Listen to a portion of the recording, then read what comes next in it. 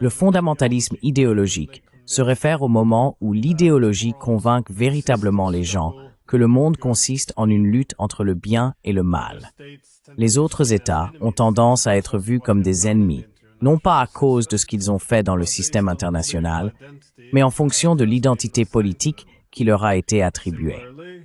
De même, nous nous considérons comme intrinsèquement bons, non pas en tant qu'évaluation de ce que nous avons objectivement fait dans le système international, mais à cause de l'identité politique que nous nous sommes également attribués. Le parrain de la théorie politique néo-réaliste, Kenneth Waltz, a observé que les démocraties occidentales avaient une propension au fondamentalisme idéologique.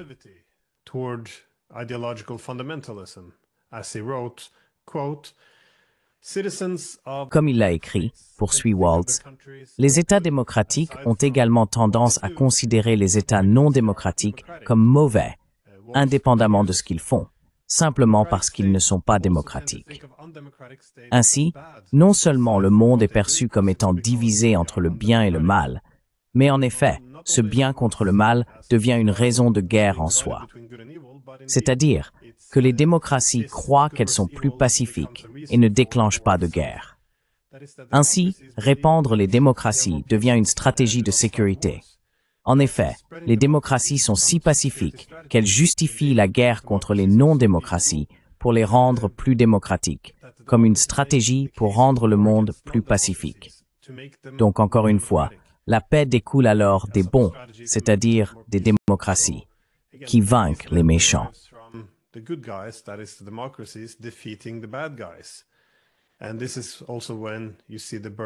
Et c'est aussi à ce moment-là que vous voyez la naissance des guerres de la démocratie, comme l'a noté Kenneth Waltz.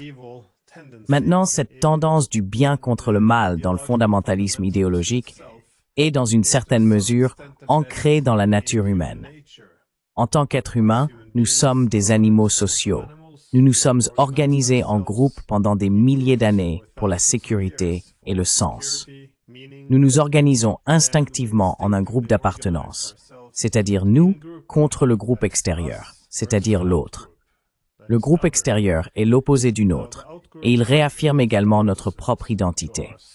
Ainsi, nous ne pouvons nous identifier, par exemple, comme blanc que s'il y a un noir, seulement comme ouest s'il y a un est, et seulement démocratique s'il y a un autoritaire. Et encore, seulement bon s'il y a réellement du mal.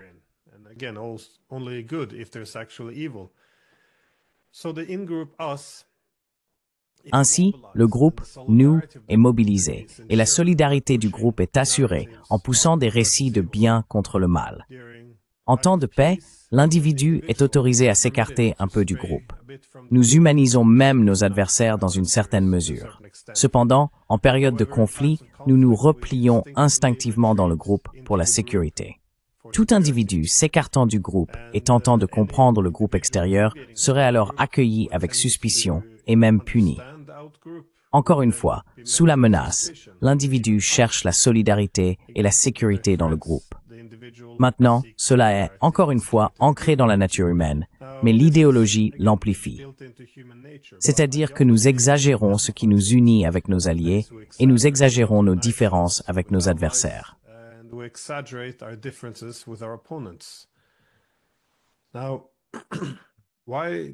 Pourquoi le fondamentalisme idéologique est-il important?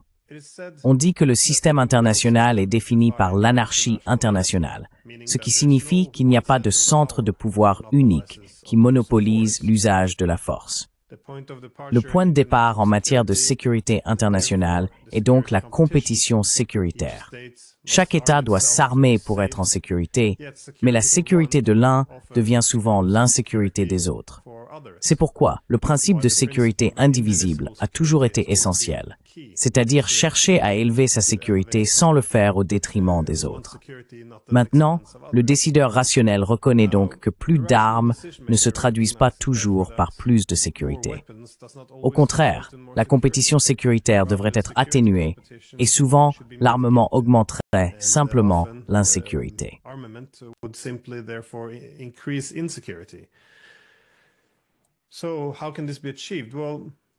Alors, comment cela peut-il être réalisé? Eh bien, une bonne première étape serait la compréhension mutuelle et la construction de la confiance. Se mettre à la place de l'adversaire pour réduire les préoccupations sécuritaires mutuelles. Pourtant, en Occident, nous avons largement perdu cette capacité. Nous ne discutons plus des préoccupations sécuritaires de nos adversaires, qu'il s'agisse de la Chine, de la Russie, de l'Iran ou d'autres. Toute tentative de compréhension pourrait être interprétée comme de la sympathie, voire de la trahison. C'est un problème, car ne regarder que la manière dont nos adversaires nous menacent ne raconte que la moitié de l'histoire. Une telle analyse limitée sape notre sécurité, car nous ne pouvons pas atténuer la menace sécuritaire que nous posons aux autres. Si nous ne pouvons pas faire cela, alors il ne nous reste que la dissuasion et la défaite de nos adversaires.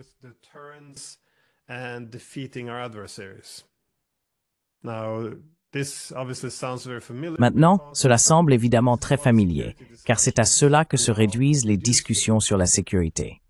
Et nous nous retrouvons dans une situation très absurde, alors que nous menaçons constamment d'autres États, et attaquons même d'autres États.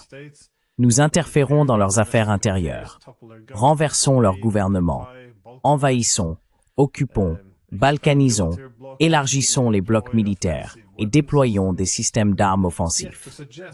Pourtant, suggérer que d'autres pourraient nous considérer comme une menace est à nouveau accueilli avec suspicion.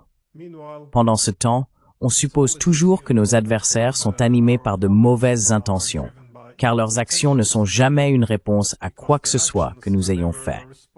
Leurs actions sont jugées agressives et se produisent toujours dans un vide en raison de leur nature belliqueuse. Maintenant, avec une telle mentalité, il est presque impossible de réduire la compétition sécuritaire.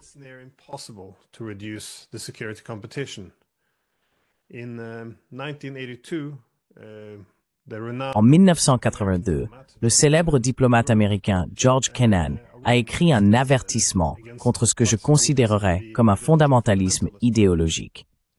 George Kennan a écrit en 1982, je cite, « Je trouve la vision de l'Union soviétique qui prévaut aujourd'hui dans une grande partie de nos établissements gouvernementaux et journalistiques si extrême, si subjective, si éloignée de ce que révélerait tout examen sobre de la réalité extérieure, qu'elle n'est pas seulement inefficace, mais dangereuse comme guide pour l'action politique.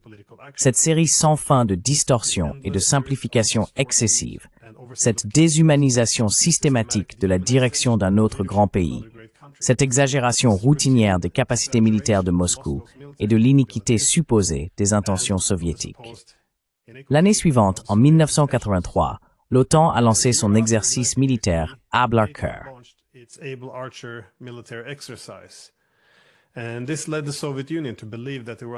Cela a conduit l'Union soviétique à croire qu'elle était attaquée, et une guerre nucléaire a failli être déclenchée. À ce moment-là, le président Reagan a fait une réalisation surprenante, et il a écrit dans sa biographie, je cite, « 3 ans m'ont appris quelque chose de surprenant sur les Russes. Beaucoup de personnes au sommet de la hiérarchie soviétique avaient vraiment peur de l'Amérique et des Américains. » Il continue. « J'ai toujours pensé que, d'après nos actes, il devait être clair que les Américains étaient un peuple moral qui, depuis la naissance de notre nation, avait toujours utilisé notre pouvoir uniquement comme une force pour le bien dans le monde. Donc oui, cela peut sembler absurde que Reagan n'ait pas reconnu que l'Union soviétique, le principal ennemi des États-Unis, contre lequel il menait une guerre froide, considérerait réellement les États-Unis comme une menace.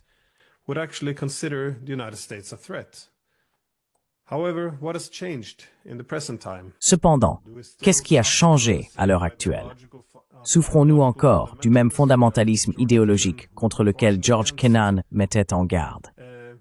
Où est aujourd'hui la capacité de nous évaluer, de nous mettre à la place de nos adversaires? Après la guerre froide, les États-Unis ont poursuivi une paix hégémonique dans le monde, légitimée par leurs valeurs démocratiques libérales. C'est-à-dire que l'expansionnisme de l'OTAN est devenu une manifestation de cela.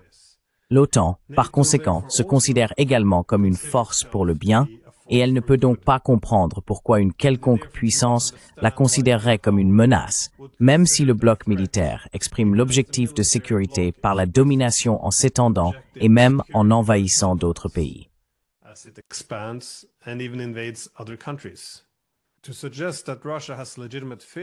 Suggérer que la Russie a des craintes légitimes vis-à-vis de l'OTAN est rejeté comme de la paranoïa. En effet, l'argument est que la Russie devrait accueillir l'OTAN s'approchant de ses frontières, car cela apportera paix et stabilité. Et en effet, la Chine devrait également être heureuse que les États-Unis assurent la liberté de navigation le long de son littoral.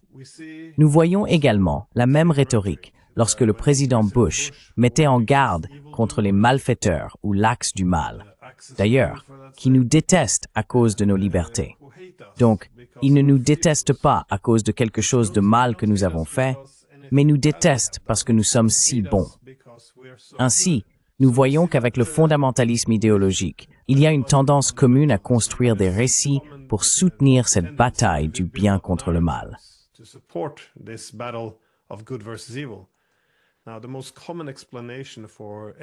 L'explication la plus courante pour expliquer les réactions de la Russie à l'expansion de l'OTAN est de la rejeter comme simplement un obstacle à ses plans de restauration de l'Union soviétique. La preuve la plus couramment avancée pour le désir de Poutine de restaurer l'Union soviétique est que Poutine considère l'effondrement de l'Union soviétique comme la plus grande tragédie du XXe siècle.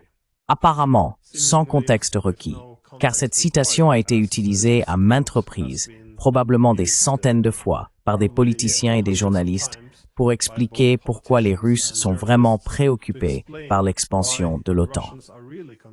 Maintenant, nous pouvons aller sur le site web du gouvernement russe et lire réellement le discours, car il ne fait pas réellement référence à la plus grande catastrophe géopolitique, mais à une grande catastrophe géopolitique.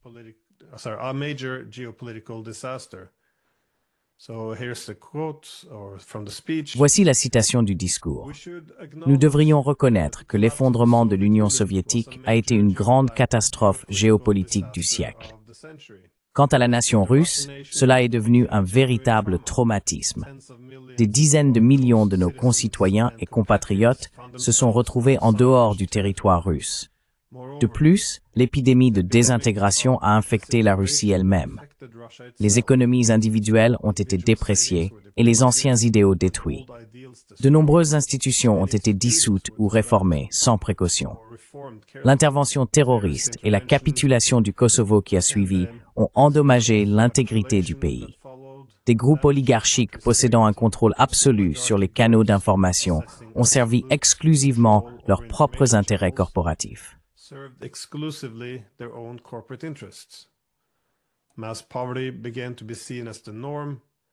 La pauvreté de masse a commencé à être considérée comme la norme. Et tout cela se passait sur fond de récession économique dramatique, de finances instables et de paralysie de la sphère sociale. Cela semble donc être un contexte important, qui manque toujours pour une très bonne raison. Et quelle est la prémisse ici? Eh bien, plus tard, on a demandé à Poutine de développer ses commentaires, et il a dit « Quiconque ne regrette pas la disparition de l'Union soviétique n'a pas de cœur. Quiconque veut la restaurer n'a pas de cerveau. » Évidemment, le discours de Poutine, qui est présenté comme une preuve clé pour soutenir le récit du désir de la Russie de restaurer l'Union soviétique, était bien, appelons cela une manière malhonnête de présenter les intentions du discours.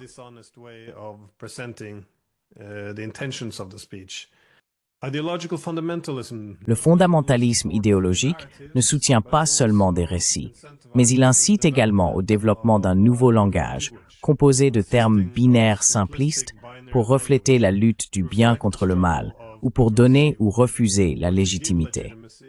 Désormais, nos intérêts sont présentés comme l'avancement de bonnes valeurs, tandis que les intérêts illégitimes de nos adversaires représentent l'opposé.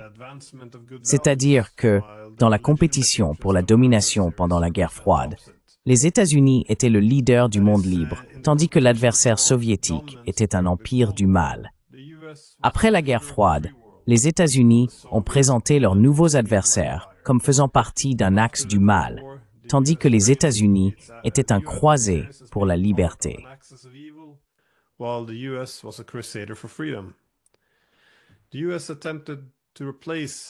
Les États-Unis ont tenté de remplacer la Russie en tant que fournisseur d'énergie pour l'Europe, et cela a été présenté comme une riposte à l'arme énergétique russe, en diffusant à la place le gaz de la liberté américaine et les molécules de liberté des États-Unis.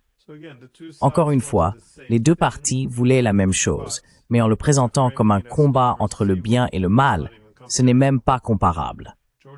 George Orwell a fait référence au Newspeak, la création d'une nouvelle langue qui rend presque impossible d'exprimer ou même de penser quoi que ce soit en opposition.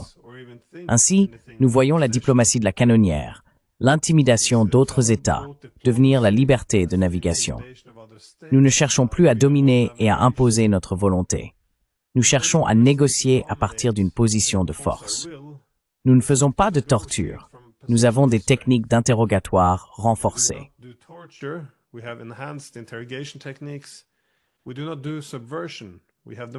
Nous ne faisons pas de subversion. Nous faisons la promotion de la démocratie. Nous ne soutenons pas les coups d'État. Nous soutenons les révolutions démocratiques. Nous n'envahissons plus les pays. Nous avons des interventions humanitaires. Et nous n'élargissons pas un bloc militaire qui redivise le continent. À la place, nous avons l'intégration européenne. L'UMM n'a pas de politique pour établir une sphère d'influence. Non, elle a une politique pour établir un cercle d'États amis et bien gouvernés. Pendant la guerre en Ukraine, un sommet pour la paix a été organisé en Suisse, entre autres, où l'objectif déclaré était de mobiliser le soutien pour l'Ukraine. Lors de la réunion, le président de la Pologne a appelé à décoloniser la Russie et à la diviser en 200 États. Cela a été appelé un sommet pour la paix.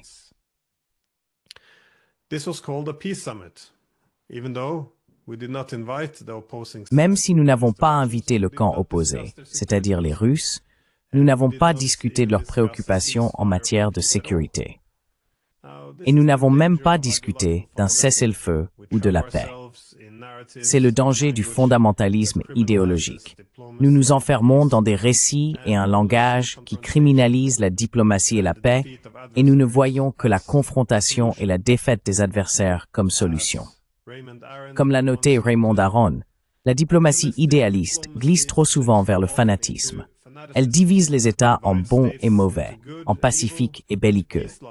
Elle envisage une paix permanente par la punition des seconds et le triomphe des premiers. L'idéaliste, croyant avoir rompu avec la politique de puissance, exagère ses crimes.